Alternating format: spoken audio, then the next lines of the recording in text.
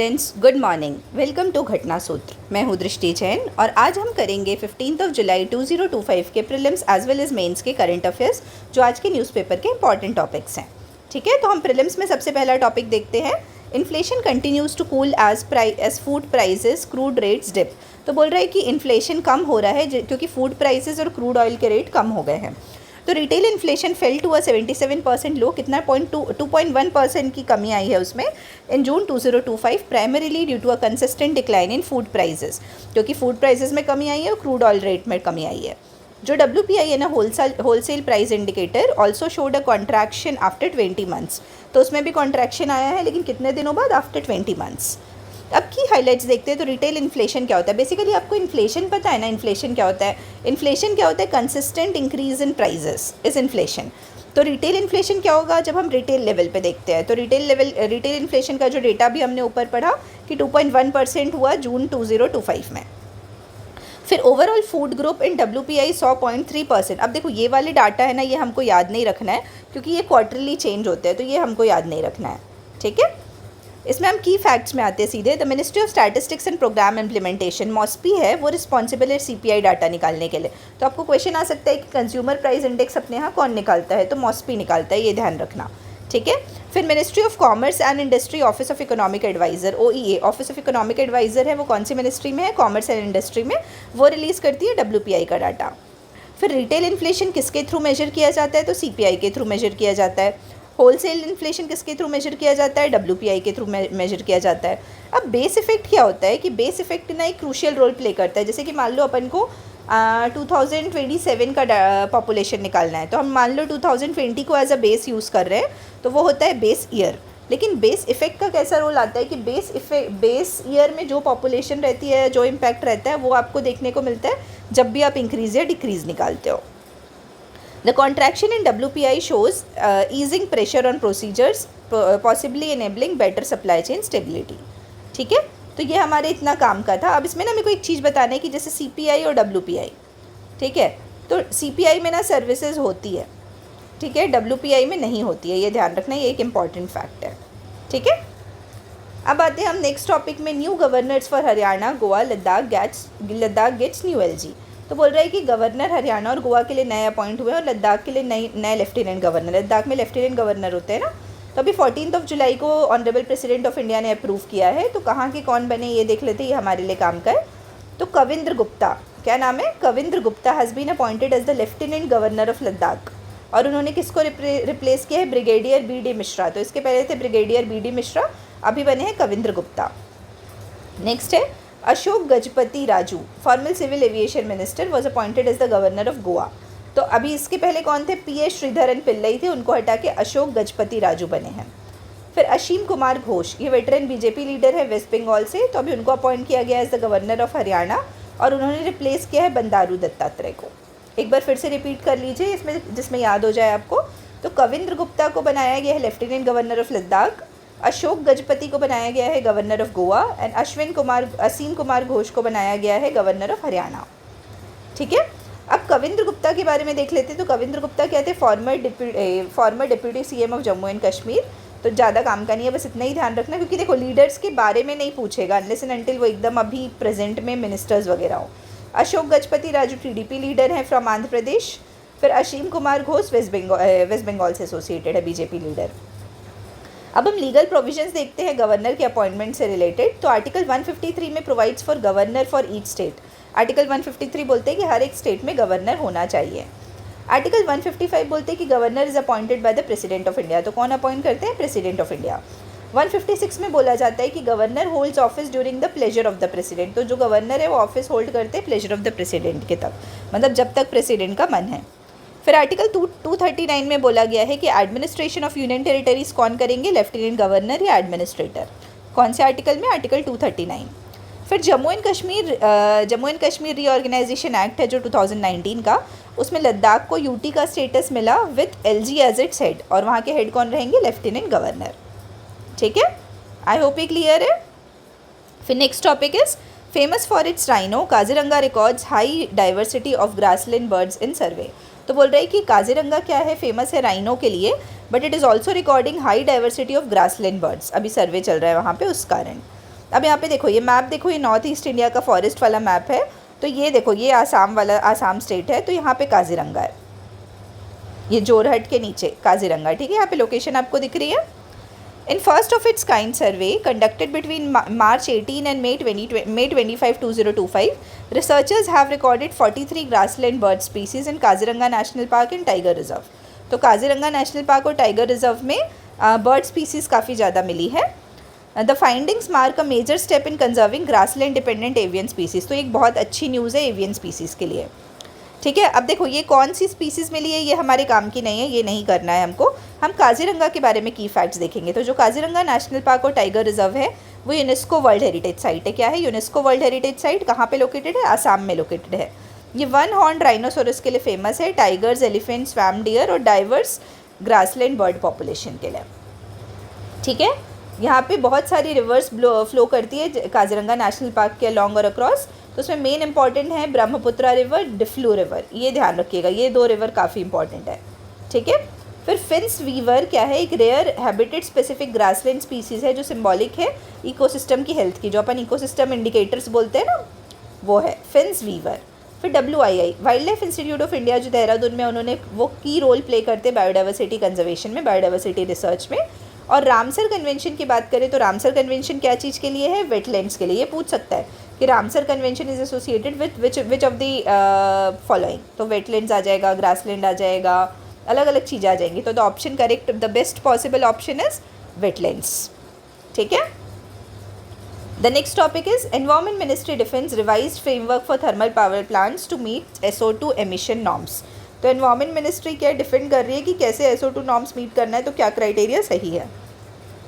तो जुलाई 11, 2025 को union ministry of environment, forest और क्लाइमेट चेंज ने इंट्रोड्यूस किया एक revised compliance framework thermal power plants के लिए, जो रेगुलेट करेंगे जिसमें SO2 एमिशंस को। तो इसमें बोला गया है कि ये एग्जेम्प्ट करता है large number of coal and lignite based power plant को फ्रॉम मैंडेटरी रेट्रोफिटिंग। तो कुछ चीज़ों की ना मैंडेटरी रेट्रोफिटिंग करने बोली थी, तो अभी ना कोल और लिग्नाइट पावर प्लांट्स को एग्जेम्प्ट कर दिया है कुछ नंबर के। फिर की हाइलाइट्स की बात करते हैं तो जो SO2 है, सल्फर डाइऑक्साइड है, वो हार्मफुल पॉल्यूटेंट है। तो जब रिलीज़ होता है, कब रिलीज़ होता है? When coal is burned. It also forms secondary pollutant, secondary pollutants भी फॉर्म करता है, जैसे PM 2.5। The original SO2 norms were notified in 2015। तो जो ओरिजिनल नॉर्म्स है वो 2015 में नोटिफाई हुए थे, और अभी अलग अलग कैटेगरी है, जैसे 3 कैटेगरी। तो कैटेगरी A में दिल्ली NCR और cities greater than 1 million population. Compliance deadline is 2027 दिसंबर। वैसे ही कैटेगरी में B में क्या है? क्रिटिकली पॉल्यूटेड एरियाज़ है, उनको केस बाय केस बेसिस पे अपन को असेस करना है। और कैटेगरी 3 में जिन पे मिनिमम इम्पैक्ट क्राइटेरिया लगता है, ठीक है। ये टर्म्स हमारे लिए इंपॉर्टेंट है जो की फैक्ट्स में लिखे हुए हैं ना, कि फ्लू गैस डीसल्फराइजेशन क्या होता है। ये एक टेक्नोलॉजी है जिसमें थर्मल पावर प्लांट्स जिस प्रोसेस से सल्फर डाइऑक्साइड रिमूव करते हैं और एयर पॉल्यूशन कम करते हैं। India has over 600 coal fired power units. तो अपने यहाँ 600 कोल फायर्ड पावर यूनिट्स है, और उसमें फ्लू गैस डीसल्फराइजेशन के रेट्रोफिटिंग के लिए 537 को आइडेंटिफाई किया गया था। फिर एनवायरमेंटल प्रोटेक्शन एक्ट 1986 की बात करते हैं तो ये प्रोवाइड करता है legal framework for air quality standards and pollution control. क्या चीज़ के लिए? Legal framework and air quality control standards. फिर air prevention and control of pollution act 1981, ये रेगुलेट करता है एयर पॉल्यूशन को including emissions from thermal plants, ठीक है। आई होप ये क्लियर है। फिर नेक्स्ट है a star beyond language and region. Veteran actor Saroja Devi dies at 87। तो एक फेमस एक्टर है सरोजा देवी, उनकी अभी डेथ हो गई है कल ही। तो रिनाउंड एक्ट्रेस B सरोजा देवी एक मल्टीलिंगुअल सिनेमा आइकन थी, जो ओवर कम से कम 200 से ज़्यादा फिल्मों में काम कर चुकी है, कन्नड़, तमिल, तेलुगु और हिंदी लैंग्वेज की फिल्मों में। तो अभी उनका 14 जुलाई 2025 को 87 ईयर्स में डेथ हो गया बेंगलुरु में। अब इनके बारे में पढ़ लेते की हाइलाइट्स। तो ये बेंगलोर में बॉर्न हुई थी 1938 में, और इन्होंने कौन कौन सी फेमस फिल्म बनाई है, जैसे ससुराल विद राजेंद्र कुमार। फिर बहुत सारी कन्नड़ और मलयालम में भी फिल्म बनाई है। इनको अवार्ड्स देखा जाए तो पद्मश्री मिला है, पद्म भूषण मिला है, लाइफ टाइम अचीवमेंट अवार्ड मिला है इंडिया के 60th इंडिपेंडेंस डे के टाइम, और film fair life time achievement award भी मिला है, ठीक है। तो आई होप ये क्लियर होगा। और इसमें की फैक्ट्स की बात की जाए तो ये लास्ट बार देखा जाए तो इलेक्ट की गई थी as MLA from Malleshwaram assembly in seat in Karnataka. फिर बाद में राज्यसभा के लिए हो गई थी, लेटर सर्व्ड इन राज्यसभा, लेकिन इनिशियली उन्होंने इलेक्शन लड़ा था, ठीक है। आई होप ये क्लियर है। फिर नेक्स्ट देखते हैं हम 37,000 kilometre of rural roads repaired in Bihar. तो बिहार की जो रूरल रोड मेंटेनेंस पॉलिसी है उस 2018 में जो बनी थी उसमें बोला गया था कि 36,672 किलोमीटर ऑफ रूरल रोड्स अभी तक उसमें बोला है कि हमने रिपेयर कर दी हैं। ठीक है, अब की हाइलाइट्स देखा जाए तो ये रोड की लेंथ यदि आपको याद रखना है तो आप रख सकते हो, नहीं तो आप रफ याद रख लो 36,000, तो 36,672 across all the 38 districts of Bihar. अब फोकस किया था, फोकस डिस्ट्रिक्ट कौन कौन से थे? ग्राम सड़क अनुकरण नीति, ग्राम सड़क मतलब जो रूरल रोड मॉनिटरिंग पॉलिसी है ना, उसके हिसाब से कौन कौन से डिस्ट्रिक्ट्स लाइमलाइट में थे? मुजफ्फरपुर, गया, समस्तीपुर और वेस्ट चंपारण, तो यहाँ पे ज़्यादा फोकस था। ठीक है, अब की फैक्ट्स देखते हैं। तो ग्राम सड़क अनुकरण नीति जो रूरल रोड मॉनिटरिंग पॉलिसी है ना, वो प्रधानमंत्री रोड जैसे क्या होता है अलग अलग स्कीम में अलग अलग मेजर फोकस रहता है। तो ग्राम सड़क अनुकरण नीति में क्या था, ये रेप्लिकेट कर रही थी सक्सेसफुल रूरल रोल मॉडल्स जो अलग अलग स्टेट में जैसे जैसे डेवलप हुए हैं और बेस्ट प्रैक्टिसेस शेयर करके उसको इम्प्लीमेंट करना। फिर प्रधानमंत्री ग्राम सड़क योजना भी रूरल रोड से रिलेटेड है, तो ये लेकिन ये सेंट्रली स्पॉन्सर्ड है। 2000 में लॉन्च हुई थी ऑल वेदर कनेक्टिविटी प्रोवाइड करने के लिए रूरल हैबिटेशंस को, और ये आती है मिनिस्ट्री ऑफ रूरल डेवलपमेंट के अंदर। ठीक है, क्लियर है। फिर next topic is Vipul Pancholi to be the new chief justice of Patna high court. ये बहुत इंपॉर्टेंट न्यूज़ है। ठीक है, तो कौन बने अभी new chief justice of Patna high court? Vipul Pancholi. 14 जुलाई को अपॉइंटमेंट हुआ है, प्रेसिडेंट ऑफ इंडिया ने अपॉइंट किया है जस्टिस विपुल पंचोली को new chief justice of Patna high court. की हाईलाइट्स की बात की जाए तो रिकमेंडेशन किसके? सुप्रीम कोर्ट के जो कोलेजियम होता है उनके रिकमेंडेशन पे बनी है, headed by chief justice. Along with Pancholi new chief जस्टिसेज were appointed in, और कहाँ पे अपॉइंट हुए हैं? झारखंड में और मध्य प्रदेश में, यहाँ पे भी न्यू चीफ जस्टिस अपॉइंट हुए हैं।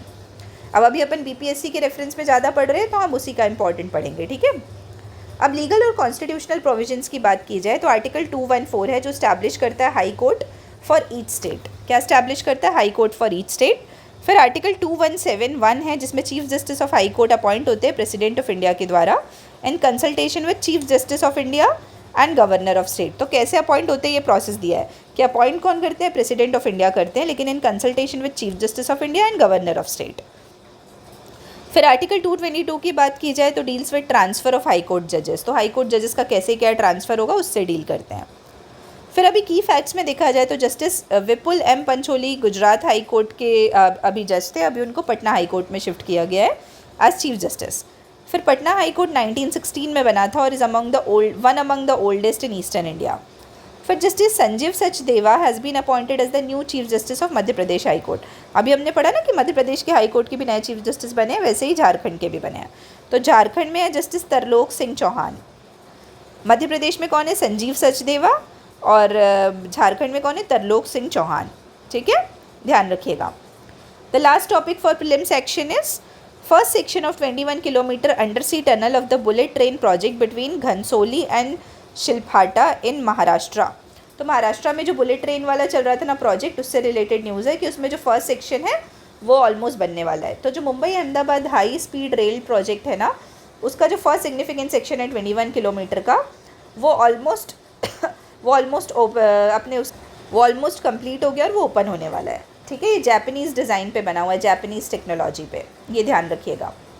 फिर इसमें क्या है, ये जो की फैक्ट्स में देखते हैं तो पूरा जो कॉरिडोर है पूरा जो बनने वाला है वो 508 किलोमीटर का बनने वाला है जो मुंबई और अहमदाबाद को कनेक्ट करेगा।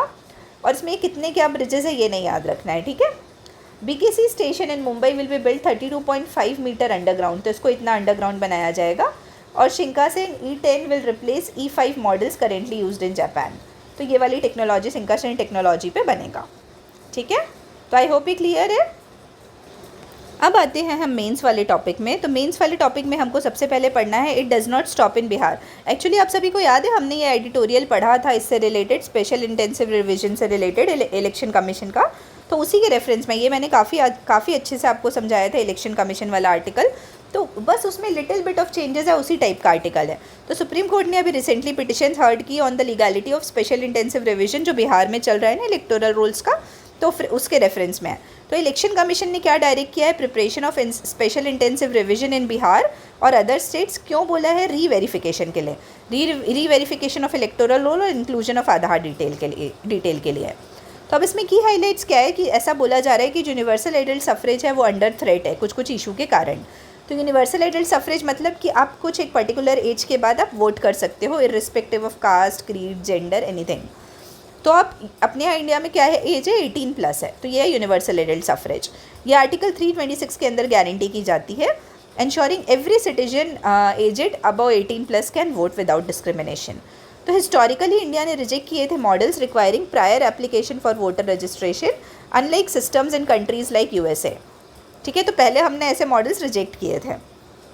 लेकिन शिफ्ट्स इन इलेक्टोरल रोल प्रैक्टिसेस क्या हो रहा है कि जो SIR है ना वो रिवर्स कर दे रही है इस प्रिंसिपल को by mandating all potential voters to fill an enumeration form, otherwise they risk exclusion from the electoral roll. So क्या बोल रहा है कि अभी बोला जा रहा है कि जो भी एलिजिबल वोटर्स हैं उनको एक फॉर्म फिल करना पड़ेगा, यदि वो नहीं करे तो वो एक्सक्लूड हो सकते हैं।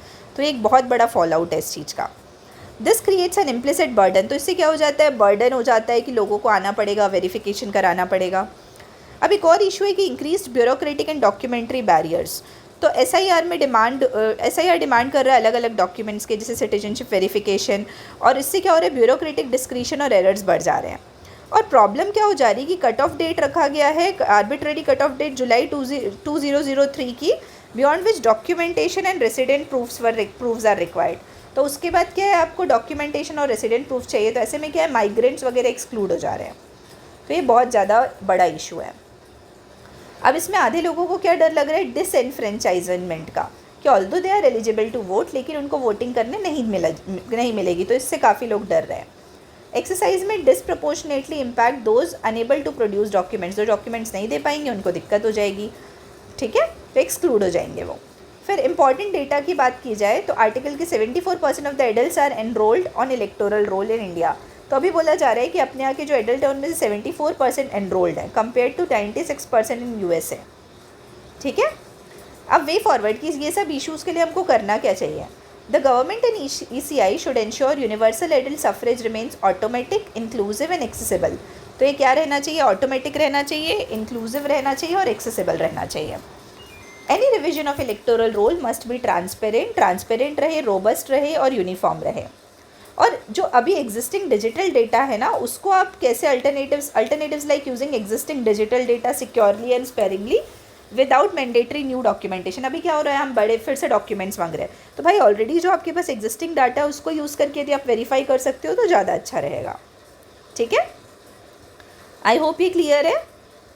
इसकी मैंने समरी इसलिए नहीं लिखी क्योंकि ये आर्टिकल मैं ऑलरेडी आपको समझा चुकी थी। ठीक है, अब अपन आते हैं न्यू सेकेंड एडिटोरियल में आज के। तो women stem carriers and a more receptive industry. तो विमेन और स्टेम का कंपैरिजन है। स्टेम मतलब science, technology and engineering, mathematics जो अपन बोलते हैं ना, वो है। तो पहले मैं इसकी क्रक्स बता देती हूँ, समरी। तो विमेन इन स्टेम में हमको क्या पढ़ना है कि अभी क्या स्टेटस है, present status of women in stem, impact क्या है उसका रिसर्च में और इससे रिलेटेड इश्यूज़ क्या है। हम दूसरे कंट्रीज़ के साथ एक बार कंपेयर करेंगे कि विमेन का परफॉर्मेंस स्टेम में दूसरे कंट्रीज़ में क्या है और क्या स्टेप्स चाहिए इन सब चीज़ों को ओवरकम करने के लिए, और हम कैसे इंश्योर करेंगे जेंडर पैरिटी को। ठीक है, ये क्लियर है। अब हम देखते हैं विमेन स्टेम कैरियर से रिलेटेड। तो अभी वर्ल्ड यूथ स्किल्स डे पढ़ा था, उसमें स्टेम से रिलेटेड डिस्कशंस हुआ था और विमेन पे स्पेशल फोकस था। ठीक है, तो अभी क्या है, हमारे यहाँ 43% ऑफ द विमेन स्टेम में ग्रेजुएशंस तो कर रही हैं, लेकिन सिर्फ 27% है वो India STEM workforce are women. मतलब आप बोलो कि 100 में से 43 विमेन स्टेम में ग्रेजुएशन कर रही हैं, लेकिन उसमें से सिर्फ 27 लोग ही सिर्फ वर्कफोर्स में एंटर कर रहे हैं विमेन में। ठीक है, अभी क्या एक जेंडर पैराडॉक्स को रिफ्लेक्ट करता है स्टेम में। India's female labour force participation अभी 41.7% पहुँच गया है, लेकिन ऑल दो स्टेम में नहीं पहुँचे हैं। ओवरऑल बता रही हूँ मैं ये। स्टेम फील्ड में जेंडर गैप इज शार्पर। तो यूनेस्को ने रिपोर्ट किया है कि only 31.5% researchers world wide are women. ये वर्ल्ड वाली केस हो गई कि पूरे वर्ल्ड में सिर्फ 31% के अप्रॉक्स रिसर्चर्स ही विमेन है। मैकेंजी की ग्लोबल इंस्टीट्यूट की जो रिपोर्ट है वो बोलती है कि suggest enabling 68 million more women to participate in India's workforce. की यदि 68 मिलियन और विमेन पार्टिसिपेट करेंगे इंडिया के वर्क फोर्स में तो इंडिया की GDP $700 बिलियन से बढ़ जाएगी 2025 तक। ठीक है, अब गवर्नमेंट इनिशिएटिव्स क्या है इसको प्रमोट करने के लिए कि न्यू एजुकेशन पॉलिसी हमने लाई थी 2020 में स्टेम वाले फील्ड में विमेन की एंट्री बढ़ाने के लिए। और उसके बाद बजट में नई स्कीम आई थी, national skill training institute establish किए गए थे जिसमें स्टेम रिलेटेड फोकस ज़्यादा था। अब हम इंडस्ट्री के लिए क्रिटिकल लिंक कैसे बना सकते हैं। जो इंडियन इंडस्ट्री का स्टीरियोटाइप है ना कि मैकेनिकल मींस मेस्कुलाइन, मतलब जनरली आपने देखा होगा मैकेनिकल इंजीनियरिंग वाले सेक्टर्स में विमेन कम जाती हैं, या अपन बोलते हैं कि कोडिंग इजेंट फॉर गर्ल्स। हम बहुत सारी ऐसी चीज़ें हैं जो अपन ने बहुत सारी स्टीरियोटाइप्स बना के रखी है, तो वो हमको हटाने हैं। फिर studies reveal women do not leave STEM due to lack of ability but because of unwelcoming culture. अब अपने यहाँ क्या है कि जो स्टडीज़ है वो बोलती है कि ऐसा नहीं कि विमेन स्टेम में परफॉर्म नहीं कर पाती, ऐसा बिल्कुल भी नहीं है, बल्कि वो फील्ड इसलिए छोड़ती है क्योंकि वहाँ पे कल्चर नहीं है, वैसा एक्सेप्टेंस नहीं है विमेन का, लीडरशिप का एक्सेप्टेंस नहीं है, और जेंडर के बहुत ज़्यादा अलग अलग स्टीरियोटाइप्स एंड परसेप्शंस हैं। ठीक है, अब इंपॉर्टेंट डाटा की बात की जाए, अभी जो हमने स्टार्टिंग में पढ़ा कि 43% स्टेम ग्रेजुएट्स हैं अपने यहाँ, ये सबसे ज़्यादा इंपॉर्टेंट डाटा है इस आर्टिकल में। अब वे फॉरवर्ड कि हमको इस चीज़ को सही करने के लिए क्या करना है, तो इंडस्ट्री में ट्रांसफॉर्मेशन लाना पड़ेगा, कल्चर को एनेबल करना पड़ेगा जिससे विमेन जा सकें। पॉलिसी इंप्लीमेंटेशन की स्ट्रिक्ट पॉलिसी होना चाहिए, कुछ गलत नहीं होना चाहिए विमेन के साथ। अवेयरनेस कैंपेन्स होना चाहिए कि विमेन का अपने रोल को कैसे एनहांस कर सकती है स्टेम में। होलिस्टिक इकोसिस्टम पे ध्यान रखना है कि कोलैबोरेशन कैसे गवर्नमेंट, इंडस्ट्री और एजुकेशनल इंस्टीट्यूशंस के बीच में कैसे बिल्ड हो सकता है, और हमको इम्पैक्ट मेजर करना है टाइमली, जिससे हम परफॉर्मेंस को एसेस कर सकें। ठीक है, आई होप ये क्लियर है। चलो, आप सभी को आज के लिए बहुत बहुत धन्यवाद and all the very best. शाम को मिलेंगे इससे रिलेटेड क्वेश्चंस को लेके। Thank you.